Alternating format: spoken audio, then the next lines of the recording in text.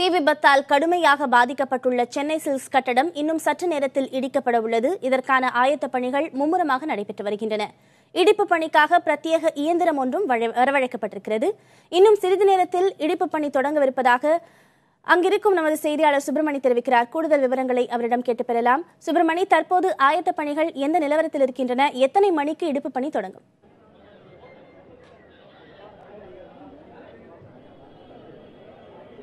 தீ விபத்திற்கு உள்ளாகி இருக்கக்கூடிய சென்னை சில்க் கட்டிடத்தை இடிப்பதற்கான ஆயத்த பணிகள் தொடங்கி இருக்கிறது என்று சொல்லலாம். ஏனென்றால் இதற்கு முன்பாக பொதுப்பணித்துறை அதிகாரிகள் தொடர்பான ஆலோசனைகளில் ஈடுபட்டார்கள். இந்த கட்டிடத்தை இடிக்கும் பணிகள் எப்படி நடைபெற வேண்டும், என்னென்ன வழிமுறைகள் இருக்கிறது, பாதுகாப்பாக இந்த கட்டிடத்தை எப்படி இடிக்க வேண்டும் என்பது தொடர்பான விரிவான ஒரு ஆலோசனை நடத்தப்பட்டது. அந்த ஆலோசனைக்கு பிறகு ஒரு முடிவெடுக்கப்பட்டிருக்கிறது. பொதுப்பணித்துறை அதிகாரிகளும் அதே போல ஐஐடியின் முன்னாள் டீன் சாந்தகுமார் தலைமையில் இந்த கட்டிடத்தை இடிப்பதற்கான முடிவு செய்யப்பட்டிருக்கிறது. இதற்காக வெளிப்பகுதியில் இருந்து கட்டிட இடிபாடுகள் கிட்டத்தட்ட 50க்கும் மேற்பட்ட லாரிகளில் இங்கு கொண்டு வரப்பட்டிருக்கிறது. இந்த இடிபாடுகளை முழுவதுமாக மாநகராட்சி அதிகாரிகள், இந்த இடிபாடுகள் முழுவதுமாக மாநகராட்சி ஊழியர்கள் இங்கு கொண்டு வந்திருக்கிறார்கள். இதனை அந்த கட்டிடத்தின் பின்பகுதியில் இருக்கக்கூடிய பார்க்கிங் பகுதியில் நிரப்புவார்கள். முழுமையாக நிரப்பி 7 மாடிகள் அளவுக்கு உயரமாக இதை கொண்டு வருவதற்கான ஏற்பாடுகள் முதல் கட்டமாக செய்யப்படும். அதன் பிறகு ஜா கட்டர் என்ற மிஷின் மூலமாக அந்த மிஷினை நேரடியாக அந்த இடிபாடுகள் மேல் பகுதியில் ஏற்றுவார்கள். அதனை வைத்து மேல் தளத்திலிருந்து ஒவ்வொரு தளமாக இதை இடிப்பதற்கான ஏற்பாடுகள் செய்யப்படும் என்று பொதுப்பணித்துறை அதிகாரிகள் தரப்பில் தெரிவிக்கப்பட்டிருக்கிறது.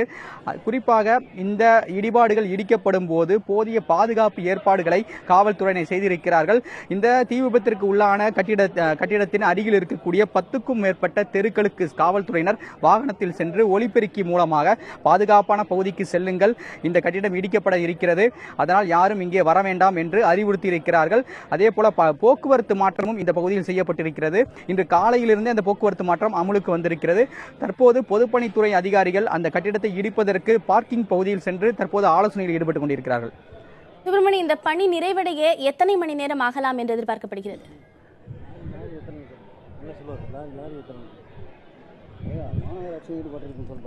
குறிப்பாக இந்த பணியில் முக்கிய பங்கு வகிப்பது சென்னை மாநகராட்சி ஊழியர்கள் தான். ஏனென்றால் அவர்கள் இந்த கட்டிட இடிபாடு கழிவுகளை வேறொரு பகுதியில் இருந்து 100 லாரிகளில் இதனை கொண்டு வருவதற்கான ஏற்பாடுகள் செய்யப்பட்டிருக்கிறார்கள். முதல் கட்டமாக 10 லாரிகள் இங்கு வரவழைக்கப்பட்டிருக்கிறது. அமைச்சர் ஜெயக்குமார் செய்தியாளர்களை சந்திக்கும் போது இந்த கட்டிடத்தை 3 நாட்களுக்குள் இடிப்பதற்கான அனைத்து முயற்சிகளும் நடவடிக்கைகளும் மேற்கொள்ளப்படும் என்று அவர் தெரிவித்திருந்தார்.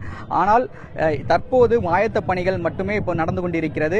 ஜா கட்டர் என்ற இயந்திரம் வரவழைக்கப்பட இருக்கிறது. 2 இயந்திரங்கள் அந்த பார்க்கிங் பகுதியில் நிறுத்தி வைக்கப்பட்டு ஒவ்வொரு தளமாக இடிப்பதற்கான ஏற்பாடுகள் செய்யப்பட்டு கொண்டிருக்கிறது. அதன் பிறகுதான் எத்தனை நாட்கள் என்பது முழுமையாக முடிவு செய்யப்படும்.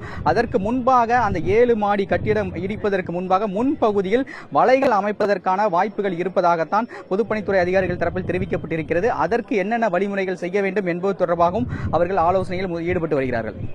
சுப்பிரமணி, விபத்துக்குள்ளான கட்டிடம் இடிக்கப்பட்டுவிடும் பட்சத்தில் எதன் காரணமாக தீ விபத்து ஏற்பட்டது என்ற விசாரணையில் இடையூறு ஏற்படாதா? ஃபயர் இன்வெஸ்டிகேஷன் யூனிட் என்ன சொல்கிறது?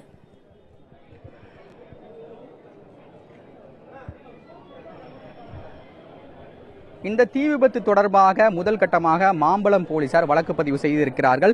இன்று மதிய வேளையில் தடய அறிவியல் துறையின் கூடுதல் இயக்குநரான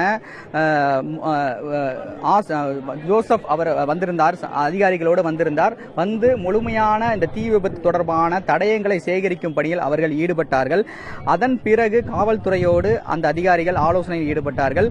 வழக்கு பதிவு தொடர்பான தகவல்களை கேட்டறிந்தார்கள். ஆனால் வழக்கு பதிவு என்பது தனியாக ஒரு பகுதியாக இருக்கும். அதே போல தீ விபத்திற்கான காரணம் குறித்து தனியாக விசாரிக்கப்படும் என்று காவல்துறை தரப்பிலும் தெரிவிக்கப்பட்டிருக்கிறது. தீயணைப்புத்துறை தரப்பிலும் அதே அறிக்கையாக காவல்துறையிடம் அது கொடுக்கப்படும் என்று அதிகாரிகள் தரப்பிலும் தெரிவிக்கப்பட்டிருக்கிறது.